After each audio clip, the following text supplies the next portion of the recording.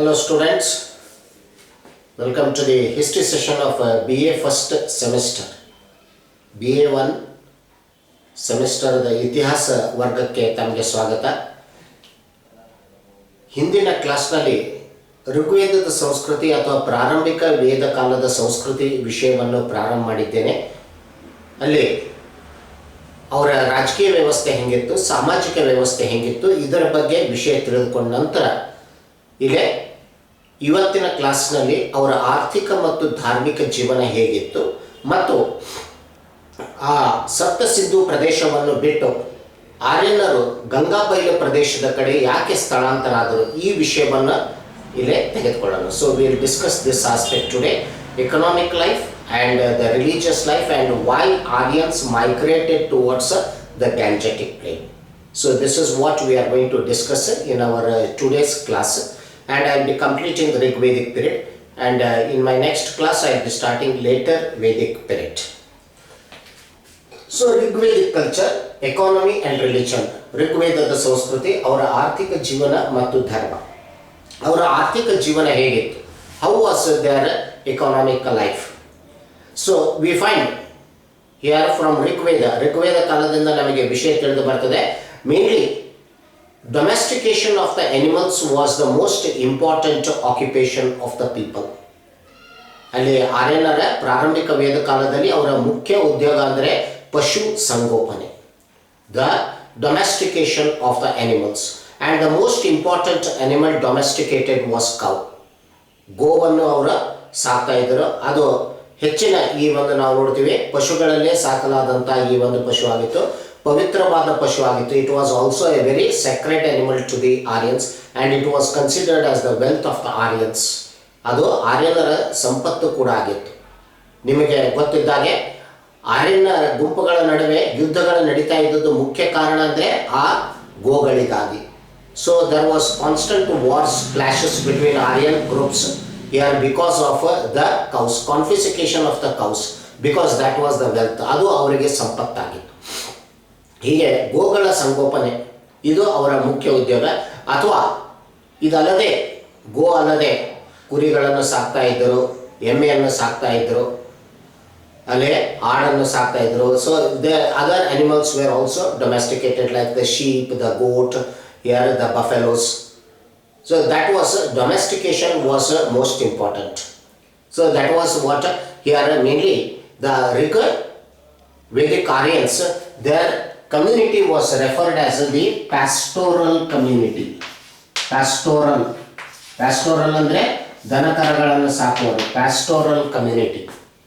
So the cattle rearers, so that was called as pastoral communities. ದನಕರಗಳನ್ನು ಸಾಕಿ ತಮ್ಮ ಆರ್ಥಿಕ ಜೀವನವನ್ನು ಇಲ್ಲೇ ನಡೆಸಿಕೊಳ್ಳುವುದು, ಅದು ಈ ಒಂದು ಮುಖ್ಯ ಉದ್ಯೋಗವಾಗಿತ್ತು. And agriculture was the secondary occupation. ಕೃಷಿ ಏನಿತ್ತು ಇಲ್ಲೇ ಎರಡನೇದಾಗಿ ಬರುವಂಥ ಉದ್ಯೋಗವಾಗಿತ್ತು. So first was domestication, second was agriculture, ಅದು ಎರಡನೇದಾಗಿ. And in agriculture again what we find the crops like barley was very popularly grown. ಬಾರ್ಲೆಯನ್ನು ಹೆಚ್ಚಿನ ಪ್ರಮಾಣದಲ್ಲಿ ಅಲ್ಲಿ ಬೆಳೀತಾ ಇದ್ದಾರೆ. ಬಾರ್ಲೆಗೆ ಯವ ಅಂಥೇಳಿ ಪದ ಬಳಸಿದ್ದಾರೆ. ಯವ is the word used for barley. ಬಾರ್ಲೆಗೆ ಯವ ಅಂಥೇಳಿ ಈ ಒಂದು ಪದ ಬರ್ತದೆ. ಹಾಗೆ ಋಗ್ವೇದದಲ್ಲಿ ಇನ್ನೊಂದು ಬರುವಂಥ ಪದ ಸಿರ ಅಂಥೇಳಿ ಬರ್ತದೆ. ಸಿರ ಮೀನ್ಸ್ ದ ಪ್ಲೋ, ಇದು ನೇಗಿಲವಾಗಿದೆ. ಅಂದರೆ ಕೃಷಿಯಲ್ಲಿ ಅವರು ನೇಗಿಲವನ್ನು ಬಳಸ್ತಾ ಇದ್ದಾರೆ ಅಂತ ಹೇಳಲು ಇದು ನಮಗೆ ಈ ಪದಗಳ ಸಾಕ್ಷಿಯಾಗಿ. ಸೊ ಸಿರ means the plough and barley was very popularly grown. Along with that wheat was also grown, which was called as ಗೋಧೂಮ್ ಅಂತ ಹೇಳಿ ಕರಿತಾ ಇದ್ರು. So that was the wheat that was grown, ಗೋಧೂಮ್ ಅಂಥೇಳಿ ಈ ಒಂದು ಕರಿತಾ ಇದ್ರು. ಅದನ್ನು ಕೂಡ ಅಲ್ಲಿ ಅವರು ಬೆಳೀತಾ ಇದ್ರು. ಯವ ಅಂದರೆ barley. So rice cultivation was not much ಅಲ್ಲಿ, ಯಾಕಂದರೆ ಸಪ್ತ ಸಿಂಧು ಪ್ರದೇಶದಲ್ಲಿ ಈ ಭತ್ತವನ್ನು ಬೆಳೆಯುವಂಥ ಈ ಒಂದು ಫಲವತ್ತಾದ ಪ್ರದೇಶವಾಗಿರಲಿಲ್ಲ. ಬಾರ್ಲೆ, ಗೋಧಿ ಇದು ಹೆಚ್ಚಿನ ಪ್ರಮಾಣದಲ್ಲಿ ಬೆಳೀತಾ ಇತ್ತು. ಸಿಂಧು ನಾಗರಿಕತೆಯಲ್ಲಿ ಕೂಡ ನೀವು ನೋಡಿದಿರಿ ಭತ್ತ ಎಲ್ಲಿ ಬಂತ ಅಲ್ಲೇ ನಾವು ನೋಡಿದ್ವಿ. ಲೋಥಾಲ್ ಮತ್ತು ರಂಗ್ಪುರ್, ಗುಜರಾತದ ದಕ್ಷಿಣ ಭಾಗಕ್ಕೆ ಭತ್ತದ ಬೆಳೆ ಬಾಲಿ ಅವಶೇಷ ಸಿಕ್ಕಿದೆ ನಮಗೆ. So that area was not suitable for the growth of the paddy. So the wheat and The barley was very popularly grown even under the Aryans. And mainly we find cotton was also cultivated. ಅವರು ಹತ್ತಿಯನ್ನು ಕೂಡ ಈ ಒಂದು ಬೆಳೆಸ್ತಾ ಇದ್ದರು. And cotton was used in making of the long cloths to cover their body. ತಮ್ಮ ಶರೀರವನ್ನು ಮುಚ್ಚಿಕೊಳ್ಳಲು ಒಂದು ಉದ್ದವಾದ ಹತ್ತೆಯಿಂದ ಬಟ್ಟೆಯನ್ನು ತಯಾರಿಸ್ತಾ ಇದ್ದರು. So that was called as ಯಾರ ಮೇನ್ಲಿ ನೇವಾ. ನೇವಾ ಅಂದರೆ ಆ ಬಟ್ಟೆ. ನೇವಾ means the cloth that was used to cover the body, which was made out of cotton. So that was here the clothing they used to cover their body. ತಮ್ಮ ಶರೀರನ ಮುಚ್ಚಿಕೊಳ್ಳಲು ಅವರು ತಯಾರಿಸಿದಂಥ ಹತ್ತೆಯಿಂದ ತಯಾರಿಸಿದಂಥ ಉದ್ದವಾದ ಬಟ್ಟೆಯನ್ನು ಧರಿಸಿಕೊಳ್ತಾ ಇದ್ದರು. ಅದಕ್ಕೆ ನೇವಾ ಅಂಥೇಳಿ ಈ ಒಂದು ಕರೆಯಲಾಗಿದೆ. So that was cotton was also cultivated, V notice. So like this we find mainly the cultivation was very limited. It was not on A large scale. ಸೀಮಿತವಾಗಿತ್ತು. ಯಾಕಂದರೆ ಆರ್ಯನರ ಗುಂಪುಗಳ ಸಣ್ಣ ಸಣ್ಣ ಗುಂಪುಗಳಾಗಿದ್ದವು. ತಮಗೆ ಬೇಕಾಗುವಷ್ಟಂಥ ಆಹಾರ ಧಾನ್ಯಗಳನ್ನು ಅವರಲ್ಲೇ ಬೆಳೆದುಕೊಳ್ತಾ ಇದ್ದರು. ಆದರೆ ಪಶು ಸಂಗೋಪನೆ ಅವ್ರದ್ದು ಮುಖ್ಯ ಉದ್ಯೋಗವಾಗಿತ್ತು. ಗೃಹ ಉದ್ಯೋಗ ಅಲ್ಲೇ ಬಹಳ ಕಡಿಮೆ ಇತ್ತು. The artisan industry or small scale industry, the domestic industry was very on small scale. It was not that developed. Pottery making was very popular. ಮಡಿಕೆಗಳನ್ನು ತಯಾರಿಸೋದು, pottery making was very popular. So pottery was mainly here made. That was the common here industries what we notice. And they also prepared here some of the baskets out of the mainly the bamboo. ಬಿದರ್ನಿಂದ ಈ ಒಂದು ನಾವು ನೋಡ್ತೀವಿ ಆ ಬುಟ್ಟೆಗಳನ್ನು ತಯಾರಿಸ್ತಾ ಇದ್ದರು. Likewise they also made some household utensils with the help of the terracotta.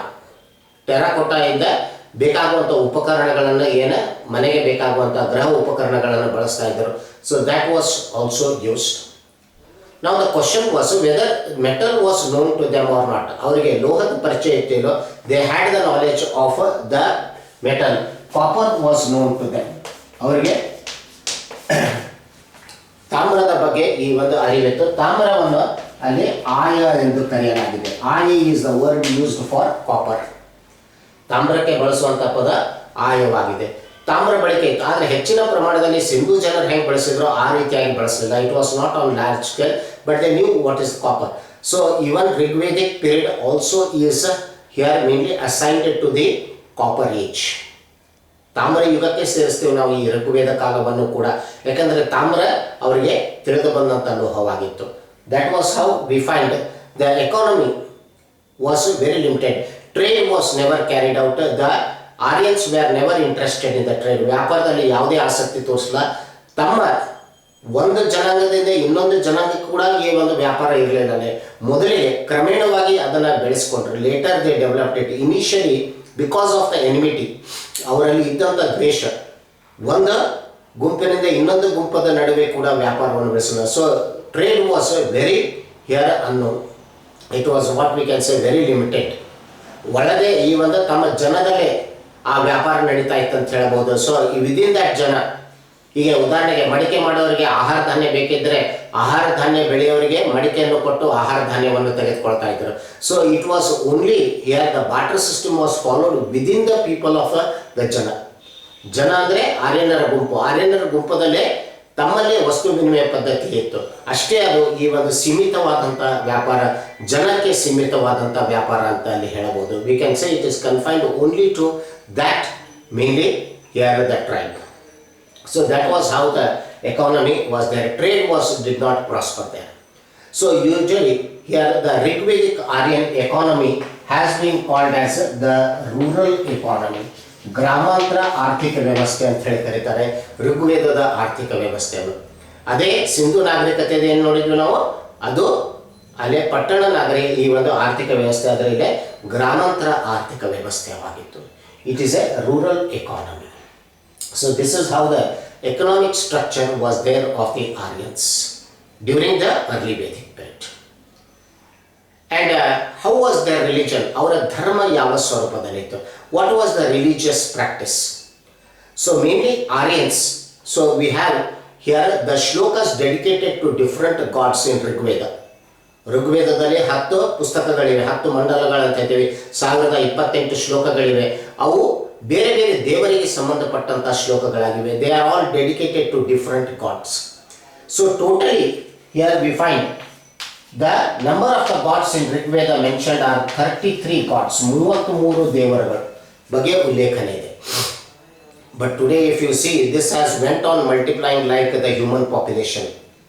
ನಮ್ಮ ಜನಸಂಖ್ಯೆ ಹೆಂಗೆ ಬೆಳೀತಾ ಇದೆ ಹಾಗೆ ದೇವರ ಜನಸಂಖ್ಯೆ ಕೂಡ ಈ ಒಂದು ಬೆಳೆಸಿದ್ದಾರೆ. ಈಗಿನ ಹಿಂದೂ ಧರ್ಮದಲ್ಲಿ ನಾವು ನೋಡಿದರೆ 33 ಕೋಟಿ ದೇವರುಗಳನ್ನು ಪೂಜೆ ಮಾಡ್ತೀವಿ. We are worshipping 33 crores of God's.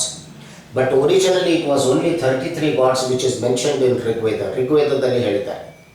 So Rigveda mentions the 33 gods and all are nature gods. ಅವರೆಲ್ಲ ನಾವು ನೋಡ್ತೀವಿ ಪ್ರಕೃತಿ ದೇವರಾಗಿದ್ದಾರೆ. ಪ್ರಕೃತಿ ವಸ್ತುಗಳ ಪೂಜೆ, mainly the worship of the nature gods. ಪ್ರಕೃತಿಯನ್ನು ಪೂಜೆ ಮಾಡ್ತಾ ಇದ್ದಾರೆ. So like here we have the names Indra. Indra was considered as the god of the weather. ಋತುಗಳ ದೇವರು ಅಂತೇಳಿ ಅವನನ್ನು ಕರೀತಾರೆ. So he was the main god of the Aryans. Indra was the main god because out of here 1028 shlokas we have got here 250 shlokas dedicated to Indra. ಇಂದ್ರನಿಗೆ ಸೀಮಿತವಾಗಿವೆ 250 ಶ್ಲೋಕ 1028ರಲ್ಲಿ. ಅದಕ್ಕೆ ಅವನು ಮುಖ್ಯ ದೇವರು ಅಂತ ಹೇಳಿ ಕರೆಯಲಾಗಿದೆ. He is called as the main god. Indra the god of the weather, the god of the sky. ಆಕಾಶ ದೇವರು, ಋತುಗಳ ದೇವರು ಅಂತ ಹೇಳಿ ನಾವು ಅವನನ್ನು ಕರಿತೀವಿ. Indra is also called as Ratesha. He is known as Ratesha because he traveled in a chariot. He is known as Jeshta because he was the most important, the primary god. ಅವನನ್ನು ಜ್ಯೇಷ್ಠ ಅಂತ ಹೇಳ್ತೀವಿ. ಜ್ಯೇಷ್ಠ ಪದ ಈಗಲೂ ಕೂಡ ಬಳಸ್ತೀವಿ. ಜ್ಯೇಷ್ಠ ಪುತ್ರ ಅಂತ ಹೇಳ್ತೀವಿ, ಜ್ಯೇಷ್ಠ ಪುತ್ರಿ, ಹಿರಿಯ ಮಗಳು, ಹಿರಿಯ ಮಗ. ಅದಕ್ಕೆ ಹಿರಿಯ ದೇವರು ಇಲ್ಲಿ ಇಂದ್ರನಾಗಿದ್ದನು. ಅದಕ್ಕೆ ಜ್ಯೇಷ್ಠ ಅಂತ ಹೇಳಿ ಕೂಡ ಬಳಸ್ತಾರೆ ಇಂದ್ರನಿಗೆ. Purandara, that is another word used for Indra. ಇಂದ್ರನಿಗೆ ಅದನ್ನು ಇನ್ನೊಂದು ಪದ ಇದೆ, Purandara. So Purandara, Indra was worshipped as Purandara as a war god. ಯುದ್ಧ ದೇವರಾಗಿ ಅವನನ್ನು ಪುರಂದರ ಆಗಿ ಪೂಜೆ ಮಾಡ್ತಾ ಇದ್ದರು. ಪುರಂದರ ಅಂದರೆ ಶತ್ರುಗಳನ್ನು ಧ್ವಂಸ ಮಾಡಿದವನು. So when Purandara, one who destroyed the enemies, here the enemy sports, the enemy cities. So the destroyer of the enemies. So he was worshipped as a war god. ಯುದ್ಧ ದೇವರಾಗಿ ಅವನನ್ನು ಪೂಜೆ ಮಾಡ್ತಾ ಇದ್ದರು. So Indra was the main god. And next to Indra was Agni, Benki. Agni was worshipped. Agni was an intermediate god between the human beings and the air atmospheric gods. ಆಕಾಶದಲ್ಲಿರುವಂತಹ ದೇವರುಗಳು, ಪ್ರಕೃತಿ ದೇವರುಗಳು ಮತ್ತು ಮನುಷ್ಯರ ನಡುವೆ ಈ ಒಂದು ಮಧ್ಯ ದೇವರಂದರೆ ಅಗ್ನಿ ಆಗಿದ್ದಾರೆ. ಅಗ್ನಿ ಮುಖಾಂತರ ಜನರು ತಮ್ಮ ಕೋರಿಕೆಗಳು, ತಮ್ಮ ಈ ಒಂದು ಕಾಣಿಕೆಗಳನ್ನು ಆ ದೇವರಿಗೆ ತಲುಪಿಸ್ತಾ ಇದ್ದಾರೆ. So it was through Agni who acted as an intermediator god between the people and the nature gods. So offerings, wishes, whatever was there, here they, particularly the people, they communicated this, here their offerings and their way, here mainly whatever their wishes are there through Agni to the gods. ಅಗ್ನಿಯ ಮುಖಾಂತರ ಹೋಗ್ತಾ ಇತ್ತು. ಅಗ್ನಿ ಅದಕ್ಕೆ ಎರಡನೇ ಪ್ರಧಾನ ದೇವರಾಗಿದ್ದಾನೆ. Varuna, Varuna is the rain god. Varuna, rain god. ಹೀಗೆ ಸಾಕಷ್ಟು ನಾವು ಅಲ್ಲಿ ಪ್ರಕೃತಿ ಪೂಜೆಯನ್ನು ನೋಡ್ತೀವಿ. ಅದಕ್ಕೆ ಒಂದೊಂದು ಹೆಸರನ್ನು ಕೊಟ್ಟಿದ್ದಾರೆ. Like Vayu, Vayu was they here wind god. Rudra, Rudra ಅಂದರೆ ಶಿವ ಅಲ್ಲ, ಇಲ್ಲೇ ರುದ್ರ ಅಂದರೆ ಇಲ್ಲೇ ಬಿರುಗಾಳಿಗಳು. The storms, the storms here lightning, thunder, ಮಿಂಚು, ಗುಡುಗು, ಬಿರುಗಾಳಿಗಳು, ಅದಕ್ಕೆ ರುದ್ರ ಅಂತ ಹೇಳ್ತಾರೆ. ಅಂದರೆ ದೇವರು ಕೋಪಿತನಾಗಿದ್ದಾನೆ ಅಂತ ಹೇಳಿ ತೋರಿಸಲು ಈ ಪದ ಇದೆ. So Rudra is usually referred to the ferocious form of Shiva. ಅಂದರೆ ರುದ್ರ ಪದ ಏನಿದೆ ಆ ಒಂದು ಇಲ್ಲೇ ರುದ್ರ ಅಂದರೆ ಸಿಟ್ಟಿನ ಈ ಒಂದು ಭಾವನೆಯನ್ನು ತೋರಿಸೋದು. ಅದಕ್ಕೆ ದೇವರು ಸಿಟ್ಟನಾಗಿದ್ದಾನೆ, ಕೋಪಿತನಾಗಿದ್ದಾನೆ ಅಂತ ಹೇಳಲು ಆ ಗುಡುಗು, ಸಿಡ್ಲು ಮತ್ತು ಬಿರುಗಾಳಿಗಳು ಬರ್ತಾ ಇದ್ರೆ ಆ ದೇವರು ಕೋಪಿತನಾಗಿದ್ದಾನೆ ಅಂತ ಹೇಳಿ ಅದರ ಅರ್ಥ ಆಗ್ತದೆ. ಅಲ್ಲಿ ರುದ್ರ ಅಂತ ಹೇಳಿ ಪದ ಬಳಸ್ತಾರೆ. So that is how the word Rudra is used. Followed by this we have what here mainly Avani. Avani, Prithvi ಅಂದರೆ ಭೂಮಿ. ಅವನಿ ಅಥವಾ ಪೃಥ್ವಿ, that is the earth. The earth ಬಗ್ಗೆ ಸೂರ್ಯ, ಸನ್, ಆದಿತ್ಯ, ರವಿ, ಬೇರೆ ಬೇರೆ ಪದಗಳನ್ನು ನಾವು ನೋಡ್ತೀವಿ ಅಲ್ಲಿ. He is mainly referred as the sun god. Then Savitri. Savitri was the goddess of light. The goddess of light, here, to whom that famous shloka is dedicated, Gayatri shloka. Gayatri ಶ್ಲೋಕ ಇರೋದು ಋಗ್ವೇದದಲ್ಲಿ. ಅದು ಸಾವಿತ್ರಿ ದೇವತೆ, ಬೆಳಕಿನ ದೇವತೆಗೆ ಸಂಬಂಧಪಟ್ಟಂತಹ ಶ್ಲೋಕವಾಗಿದೆ. It is dedicated, which was composed by ವಿಶ್ವಾಮಿತ್ರನ ಬರೆದಂತಹ ಶ್ಲೋಕವಾಗಿದೆ. ಗಾಯತ್ರಿ ಶ್ಲೋಕ, ಅದು ಸಾವಿತ್ರಿ ದೇವತೆ, ಬೆಳಕಿನ ದೇವತೆ. Then we have Soma. Soma ಅಂದರೆ ಚಂದ್ರನು ಕೂಡ ಆಗ್ತಾನೆ. ಹಾಗೆ ಸೋಮ ವೃಕ್ಷದ ಪೂಜೆ ಕೂಡ ಇದೆ. Soma tree is also worship. Soma tree juice was extracted and it was offered to the gods during the sacrifices. ಯಜ್ಞದ ಸಂದರ್ಭದಲ್ಲಿ ಆ ಸೋಮದಿಂದ ತೆಗೆದಂಥ ರಸವನ್ನು ದೇವರಿಗೆ ಈ ಒಂದು ನೈವೇದ್ಯ ರೂಪದಲ್ಲಿ ಅರ್ಪಿಸ್ತಾ ಇದ್ದರು. ಅದಕ್ಕೆ ಸೋಮ ವೃಕ್ಷನೂ ಆಗಬಹುದು, ಸೋಮ ಅಂದರೆ ಚಂದ್ರನು ಕೂಡ ಆಗಬಹುದು. ಎರಡೂ ನಾವು ನೋಡ್ತೀವಿ. ಹಾಗೆ ನದಿ, the word nadi, that is river. So like this rivers were also worship. So we have got all the nature objects. ಹಿಂಗೆ ಸುಮಾರು 33 ದೇವರುಗಳನ್ನು ಅವರು ಪೂಜೆ ಮಾಡ್ತಾ ಇದ್ದರು ಅಲ್ಲೇ ಆದರೆ ಯಾವುದೇ ದೇವರಿಗೂ ಅವರು ದೇವಾಲಯವನ್ನು ಕಟ್ಟಿಸಲಿಲ್ಲ ಮತ್ತು ಮೂರ್ತಿ ಪೂಜೆ ಇರಲಿಲ್ಲ. There was no idol worship and no temples built for the gods. No idol and no temples. ಯಾವುದೇ ಅಲ್ಲಿ ಮೂರ್ತಿ ಪೂಜೆ ಇರಲಿಲ್ಲ, ಹಾಗೆ ಯಾವುದೇ ದೇವಾಲಯಗಳ ನಿರ್ಮಾಣವಾಗಲಿಲ್ಲ. ಈ ರೀತಿಯಾಗಿ ಪ್ರಕೃತಿ ಆರಾಧಕರಾಗಿದ್ದರು ಆರ್ಯನರು. They were the worshippers of the nature objects. ಮತ್ತೆ ಇದಲ್ಲದೆ ಹಸುವನ್ನು ಕೂಡ ಪೂಜಿಸ್ತಾ ಇದ್ದರು. So that was animism practised. Animism ಅಂದರೆ ಪಶುಗಳ ಪೂಜೆ. And cow was the most sacred animal which was worshipped. ಹಸುವನ್ನು ಅವರು ಅಲ್ಲಿ ಪೂಜೆ ಮಾಡ್ತಾ ಇದ್ದರು. They worshipped the cows. So that was also what we notice was mainly the worship. But we don't have any here the form of here temples or the idols. So like this, here the religious practices were there. We do not find any superstitions or blind beliefs, and the religion was a here unpolluted religion. ಇದು ಅತಿ ಶುದ್ಧವಾದಂಥ ಧರ್ಮ ಅಂತ ಹೇಳ್ತಾರೆ. ಯಾವುದೇ ಮೂಢನಂಬಿಕೆಗಳು, ಅಂಧವಿಶ್ವಾಸಗಳು ಇದರಲ್ಲಿ ನಾವು ನೋಡ್ತೀವಿ ಕಂಡು ಬರಲಿಲ್ಲ. ಅದಕ್ಕೆ ಶುದ್ಧವಾದಂಥ ಒಂದು ಧರ್ಮ ಅಂತ ಹೇಳ್ತೀವಿ. It is unpolluted religion. ಇದು ಮುಖ್ಯವಾಗಿ ನಾವು ಅಲ್ಲಿ ಬರುವಂಥ ಈ ಒಂದು ಋಗ್ವೇದದ ಶ್ಲೋಕ ಆಧಾರಿತವಾಗಿ ಇವು ಕೆಲವು ಧಾರ್ಮಿಕ ವಿಚಾರಗಳನ್ನು ಇಲ್ಲಿ ಹೇಳಬಹುದು. ಹೀಗೆ ಆರ್ಯನರು ಸಪ್ತ ಸಿಂಧು ಪ್ರದೇಶದಲ್ಲಿ ಸುಮಾರು ಒಂದು 500 ವರ್ಷ ವಾಸವಾಗಿದ್ದರು. They lived for 500 years. ಕ್ರಮೇಣವಾಗಿ ಅವರು ಗಂಗಾಬೈಲು ಪ್ರದೇಶಕ್ಕೆ ಸ್ಥಳಾಂತರ ಆದರು. They slowly migrated towards the Gangetic plain. Why they migrated? ಯಾಕೆ ಅವರು ಸ್ಥಳಾಂತರ ಆದರು? ಅದಕ್ಕೆ ಬೇರೆ ಬೇರೆ ಕಾರಣಗಳು ಕೊಟ್ಟಿದ್ದಾರೆ. Because there are different reasons given. Because Sapta Sindhu region was here subjected to many natural calamities. ಬರ ಬರ್ತಾ ಇತ್ತು, ಹಾಗೆ ನೆರೆ ಬರ್ತಾ ಇದ್ದವು, ಭೂಕಂಪ ಆಗ್ತಾ ಇದ್ದವು. So it was subjected to the natural calamities. ಪ್ರಕೃತಿ ವಿಕೋಪಗಳು ನಡೀತಾ ಇದ್ದವು ಅಲ್ಲಿ ಸಪ್ತ ಸಿಂಧು ಪ್ರದೇಶದಲ್ಲಿ ಹೆಚ್ಚಿನ ಪ್ರಮಾಣದಲ್ಲಿ. ಸಿಂಧೂ ನಾಗರಿಕತೆ ಹಾಗೆ ಆರ್ಯನರಿಗೆ ಈ ಪ್ರಕೃತಿ ವಿಕೋಪಗಳನ್ನು ತಡೆಯುವ ಈ ಒಂದು ಸಾಮರ್ಥ್ಯ ಇರಲಿಲ್ಲ. They did not have. So they became the victims of these natural calamities. ಆ ಪ್ರಕೃತಿ ವಿಕೋಪಕ್ಕೆ ಅವರು ಬಲಿ ಆಗ್ತಾ ಇದ್ದರು. So to avoid they might have migrated. ಅದರಿಂದ ದೂರ ಇಡುವ ಉದ್ದೇಶದಿಂದ ಅವರು ಈ ಒಂದು ಗಂಗಾಬೈಲು ಪ್ರದೇಶದ ಕಡೆ ಸ್ಥಳಾಂತರ ಆಗಿರಬಹುದು. ಒಂದು ಕಾರಣ, ದಿಸ್ ಇಸ್ ಒನ್ ರೀಸನ್. ಎರಡನೇದಾಗಿ ನಾವು ನೋಡ್ತೀವಿ, second was mainly the explosion of population may be there. ಜನಸಂಖ್ಯಾ ವಿಸ್ಫೋಟ ಆಗಿರ್ಬೋದು. The explosion of the population may be there. So because of the space they might have move towards Gangetic plain. Fodder for the cattle.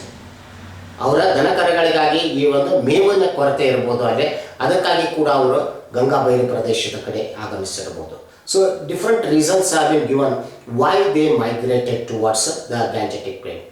Round about here 1500 BC, 1500 ಕ್ರಿಸ್ತ ಪೂರ್ವದಲ್ಲಿ ಆರ್ಯನರು ಸಪ್ತ ಸಿಂಧುವಿಂದ ಕ್ರಮೇಣವಾಗಿ ಗಂಗಾಬೈಲು ಪ್ರದೇಶದ ಕಡೆ ಸ್ಥಳಾಂತರ ಆದರು.